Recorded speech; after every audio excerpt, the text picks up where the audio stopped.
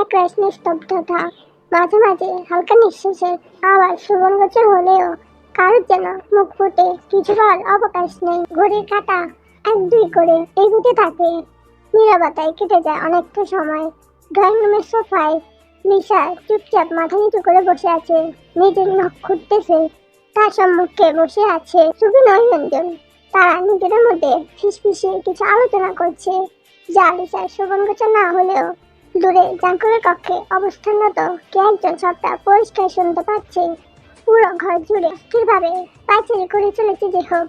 এসব অসহ্য লাগছে তার। দুনিয়া এত অতিরিক্ত মেয়ে মজুদ থাকার পরেও তার বাবা মা কেন যে এই মেয়ের পেছনে পড়েছে? নির্লজ্জ চিৎকালে মেয়ে একটা। লিসার ভীত মুখশ্রী দেখে মুচকি হাসি অঞ্জন। মেয়েটা বড্ড লাজুক। সে গলা ছেড়ে বলতে শুরু করে, মা, তোমার বাবা মা কোথায় থাকে? লিসা মাথা উঠিয়ে নরম সুরে জবাব দেয়, আমার বাবা মা নেই আন্টি, আমি একা। ব্যথিত হয় অঞ্জন। আমি সত্যি দুঃখিত মা, তোমাকে কষ্ট দিয়ে ফেললাম হয়তো। লিসা ব্যস্ত কণ্ঠে বলে, না না, সমস্যা নেই আন্টি, আপনার তো আর জানা ছিল না। অঞ্জন পুনরায় বলে, তাহলে তোমার গার্ডিয়ান? আমার কোনো গার্ডিয়ান নেই আন্টি, আমি আমার সবকিছু বলতে পারেন। কথা শেষ করে আবার মাথা নুইয়ে নেয় লিসা। এমন নম্র ব্যবহারে খুশিতে বাকবাক্যম হয় ইয়ঞ্জন।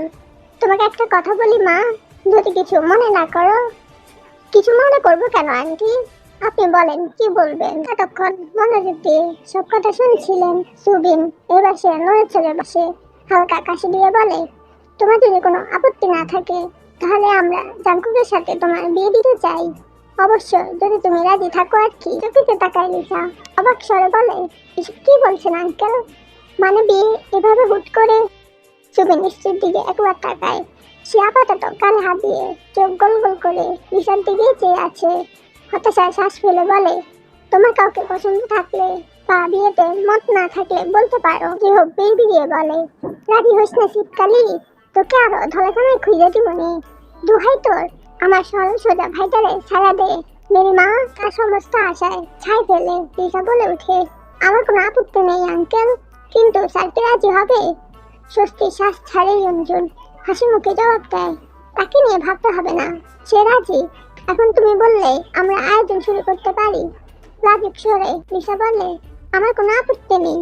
ঠিক আছে আন্টি, আমি যাই তাহলে। অঞ্জন ও সুবিন সমস্যারে বলে ওঠে, আরে বসো।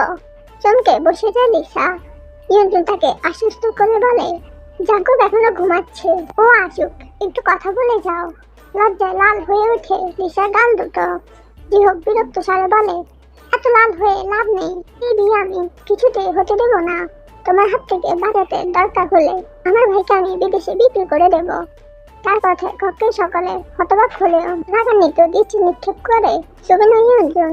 চোখ ছোট ছোট করে তাকিয়ে আছে লিসা। বাবা মায়ের দৃষ্টিভঙ্গি দেখে চুপসে যায় জিহোক। দ্রুত সরে পড়ে সেখান থেকে। জিহোক চলে যেতেই ইয়ঞ্জন হাসার চেষ্টা করে বলে, জানোই তো ও একটু পাগলাটে, সবসময় এমন উল্টাপাল্টা কথা বলে। লিসা রেগে গেলেও তা প্রকাশ করে না, হাসি মুখে বলে, সমস্যা নেই আন্টি, আমি কিছু মনে করিনি। সুবিন গলা উঁচু করে ডাকে, জাঙ্কুক, তাড়াতাড়ি একটু নিচে আয় তো। জাঙ্কুক কিছু বলবে তার পূর্বে তার দিকে রাগান্বিত দৃষ্টি নিক্ষেপ করে সামনের ব্যক্তিটি।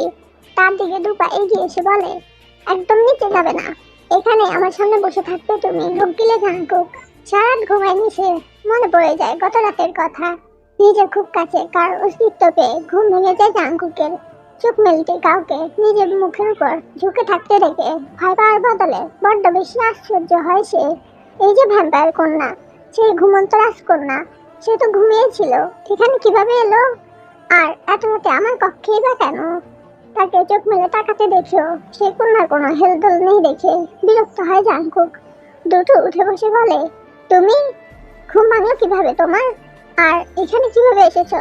তা আবার এত রাতে? উত্তর দেয় না সে। রাগান্বিত জাঙ্কুক থমকে বলে ওঠে, এই মেয়ে, কথা বলছো না কেন? কি বলছি শুনতে পাচ্ছ না? এবার যেন অতিশয় বিরক্ত হইতে নড়ে চলে বসে ঝুঁকে আসে তার দিকে। চোখে চোখ রেখে বলে, বারবার এই মেয়ে করছো কেন? আমার নাম কে? মানছি তোমার কিছু মনে নেই, তাই বলে একটা সুন্দরী মেয়েকে এভাবে বলবে? চোখ বড় বড় করে তাকায় জাঙ্কুক। তে পুনরায় বলে ওঠে, এইভাবে আমার দিকে তাকাবে না, লজ্জা লাগে আমার। হতবাক জাঙ্কুক কাতর স্বরে বলে, তোমার আবার লজ্জাও লাগে? এর একরকম উত্তর, হ্যাঁ অবশ্যই, বিশেষ না হলে চেক করে দেখো। কথাটা বলে আরো একটু ঝুঁকে আসে সে, ছিটকে সরে যায় জাংকুক। এই দিন দেখারই মনে হয় বাকি ছিল। ভ্যাম্পায়াররা হবে ভয়ঙ্কর, আর তুমি কিনা রাত বিয়েতে একটা ছেলের কক্ষে এসে তাকে নির্যাতন করছো। হ্যাঁ করছি, কারণ তুমি একান্তই আমার নিজস্ব মানুষ, আর আমার কুকিকে আমি যখন ইচ্ছা তখন দেখতে আসতে পারি। চমকে উঠে জাংকুক। আবার সেই নাম? এই নাম শুভন গোচর হতে তার হৃদয় থমকে যেতে চায়। রেগে কিছু কটু বাক্য শোনাতে চাইলো, কেন যেন মন ছাড় দিচ্ছে না তাতে। বারবার চেষ্টা করেও কোনো কটু বাক্য উচ্চারণ হয় না তার গলা থেকে। বিরক্ত হয় জাংকুক। এই মেয়েটি জাদু জানে নাকি? তার হুঁশ ফিরে তের কথাতে এভাবে হা করে তাকিয়ে আছো কেন? আমি জানি তোমার বকতে ইচ্ছে করছে, কিন্তু বকা দিতে পারছো না, কারণ তুমি আমাকে আগের মতোই ভালোবাসো এখনো। তার কথায় অতিশয় রাগান্বিত হয় জাংকুক। রেগে নিজের কাছ থেকে ধাক্কা দিয়ে সরিয়ে দেয় তাকে। উচ্চস্বরে বলে, লজ্জা করে না তোমার? এত রাতে একটা ছেলের ঘরে ঢুকে অভদ্রের মতো আচরণ করছো? নাকি ভ্যাম্পায়াররা সবাই এরকম বেহায়া হয় এত বাক নজরে তাকাইতে? তার কুকি তাকে বেহায়া বলছে? না, সে তো সবকিছু ভুলে গেছে, তাই হয়তো বা এমন করছে। নিজেকে সামলে আবার বলে, এভাবে বলছো কেন কুকি? কতগুলো বর্ষ পেরোনোর পরে তোমায় দেখতে পাচ্ছি, কিভাবে না এসে পারতাম বলো? তার কাতর কণ্ঠস্বর জানাতে যাচ্ছে না জাংকুকের। সে পুনরায় বলে, সামান্য লজ্জা থেকে থাকতে চলে যাও এখান থেকে, আর কখনো আসবে না। আমি তোমাকে পছন্দ করি না, বুঝেছো তুমি? ব্যাকুল স্বরে বলে, তুমি মিথ্যা কেন বলছো কুকি? তুমি তো আমার জন্য ফিরে এসেছো, তাহলে কেন এমন আচরণ করছো আমার সাথে? পুনরায় তাকে কুকি সম্বোধন করায় বিরক্ত হয় জাংকুক। উচ্চস্বরে বলে, আর কতবার বলবো তোমাদের আমি কুকি নই, আর না তো তোমাকে ভালোবাসি। তোমাকে ভালোবাসলে তোমার ঘুম না ভাঙিয়ে ফিরে আসতাম না আমি। এটুকু জ্ঞান নেই তোমার? তোমার স্পর্শেই তো ঘুম ভেঙেছে আমার। চোখেতে তাকায় জাংকুক। মনে পড়ে নিজের হুঁশ হারিয়ে সে আঁকড়ে ধরেছিল এই কন্যার মুখশ্রী। তার স্পর্শে ঘুম ভেঙেছে? না, সম্ভব নয়। এই কন্যা ছলনা করছে তার সাথে। নিশ্চয়ই কোনো বিশেষ কার্যসিদ্ধি করতে তার পিছনে পড়েছে এরা। হঠাৎ তার ধ্যান ভাঙে, নিজের সম্মুখে তাকাতে দেখতে পায় ফ্যাল করে তাকিয়ে আছে তে। সে অতিমাত্রায় বিরক্ত কণ্ঠে বলে, তোমাকে এত আজে বাজে কথা বলছি, লজ্জা লাগে না তোমার? এখনো নির্লজ্জের মতো চেয়ে আছো? দাঁত কেলিয়ে হাসে তে। না তো, তোমার মস্তিষ্কে দু একটা কাজে ছেঁড়া আছে, সে সম্পর্কে অবগত আমি, তাই কান দিই না তোমার কথায়। অভদ্র মেয়ে, বেরিয়ে যাও এখান থেকে। তোমাকে দেখে বিরক্ত লাগছে আমার। দোহাই লাগে তোমার, মুক্তি দাও আমাকে তোমরা। আমার স্বাভাবিক জীবনটাকে অতিষ্ঠ করে তুলছো তোমরা। সত্যিই চলে যাবো কুকি? ধক করে উঠে জাংকুকের হৃদয়। এই বাক্য এতটা নিষ্ঠুর কেন লাগছে? কেন পড়াচ্ছে তার নিজেকে সামলে নিয়ে জাংকুক। এইসবই ওদের জাদুর প্রভাব, ওদের ছলনা। ওসবে বললে চলবে না। দ্রুত পেছনে ছেড়ে উঠে দাঁড়িয়ে টেনে তুলে থেকে তাকে ধাক্কা দিয়ে দূরে সরিয়ে উচ্চস্বরে বলে, সমস্যা কি তোমার? নির্লজ্জার মতো বসে আছো কেন? বলছি না বেরিয়ে যাও বেহায়া মেয়ে। বিকার দাঁড়িয়ে আছে তে। এত কটু বাক্য একটু পরিবর্তন হয় না তার মুখভঙ্গি। জাংকুক রেগে আবার কিছু বলতে নিলে তার পূর্বে এসে এক পা দুপা করে পেছনে যেতে থাকে। কক্ষের লাগোয়া বারান্দার নিকট যেতে আটকে উঠে জাংকুক। দ্রুত এগিয়ে আস্তে আস্তে বলে, আরে পড়ে যাবে তুমি, দরজা দিয়ে যাও। আর কথা পরিপূর্ণ না হতেই নিচে ঝাঁপিয়ে পড়েতে চিৎকার করে উঠে জাংকুক। তার যন্ত্রটা আজ থমকে দিতে চাইছে, গলা দিয়ে আর কোনো শব্দ বেরোতে সায় দিচ্ছে না। শরীরের অঙ্গ প্রত্যঙ্গ গুলো ভুলে গেছে নিজেদের কার্য সম্পাদন করতে। তখনই দরজায় করাঘাত পড়ে। প্রিয়ঞ্জন চিন্তিত স্বরে শুধায়, জাংকুক চিল্লাচ্ছ কেন? কি হয়েছে বাবা? দরজা খুলো। নিস্তব্ধ জাংকুককে চমকে দিয়ে নিচ থেকে উড়ে আসে নিজের বাদামি ডানা মেলে। প্রাণ ফিরে আসে জাংকুকের। গলা উঠিয়ে বলে, মা আমি ঠিক আছি, বাথরুম গিয়ে ভয় পেয়েছি, তুমি যাও। প্রিয়ঞ্জন কিঞ্চিত রাগান্বিত স্বরে বলে, এত বড় ধেরে ছেলে আর বাথরুমে গিয়ে ভয় পায়? ছি, মান সম্মান আর কিছু রাখলি না তোরা। কথা শেষ করে সে নিজের কক্ষের দিকে পা বাড়ায়। সত্যি শ্বাস ছাড়ে জাংকুক। সে জানতো এই কথা বললেই তার মা চলে যাবে। দ্রুত উঠে এগিয়ে যায় তের দিকে। তার দুবাহু ধরে ঝাঁকিয়ে আস্তে স্বরে প্রশ্ন করে, উন্মাদ হয়ে গেছে তুমি? এটা কোনো বেরোনোর জায়গা হলো? এত বড় দরজাটা চোখে বাঁধেনি তোমার?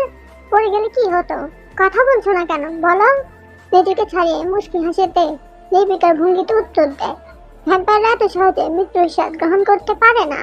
তার উত্তরেও উত্তেজনা কমে না জাংকুকের। পুনরায় বলে, ভ্যাম্পায়ার হয়েছে বলে কি যা ইচ্ছে তাই করবে? এইসব আমার সামনে করবে না বলে দিচ্ছি। আরেকটু হলে আমার আর কাজ করা বন্ধ করে দিত। মুখে হাসি বজায় রেখে তে আবার বলে, তাহলে কি করতে বলছো? রাগ হয় জাংকুকের। তার চিন্তার মধ্যে মেয়েটা হাসছে। রাগান্বিত স্বরে বলে, চলে যাও তুমি, যে দিক দিয়ে ইচ্ছে চলে যাও, কিন্তু আমার সামনে ভ্যাম্পায়ার শক্তি দেখাবে না একদম। তে বলতে চায়, তুমি কি আমাকে হারানোর ভয় পাচ্ছ কুকি? কিন্তু তার পূর্বে জাংকুক বলে ওঠে, তুমি এখান থেকে পড়ে মরলে পুলিশ কেস হবে, আমার মান সম্মান নষ্ট হবে। তা না হলে কোনো সমস্যা হতো না আমার। কাতো চোখে তাকাইতে তবে আকুতি করে না নিজের ভালোবাসার। হাসি মুখে বলে, আমি চলে যাব, আর কখনো নিজের ভালোবাসা নামিয়ে ফিরবো না তোমার নিকটে। আমি না তো তোমাকে কুকি বলে সম্বোধন করব, তবে একটা শর্ত আছে, রাজি থাকলে হাত পা তুলে সম্মতি জানাও। খুশি হয় জাংকুক। কোনো কিছু না ভেবে রাজি হয়ে যায় সে।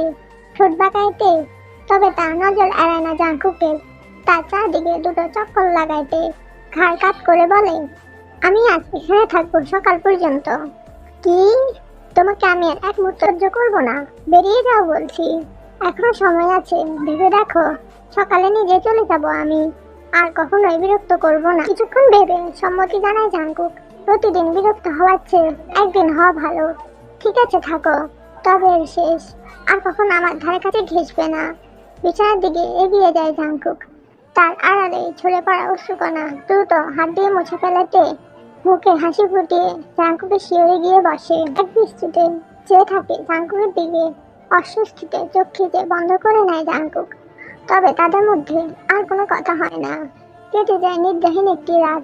দুজনের নীরবতার মাঝে রাতের অন্ত হয়ে দিনের সূচনা ঘটে।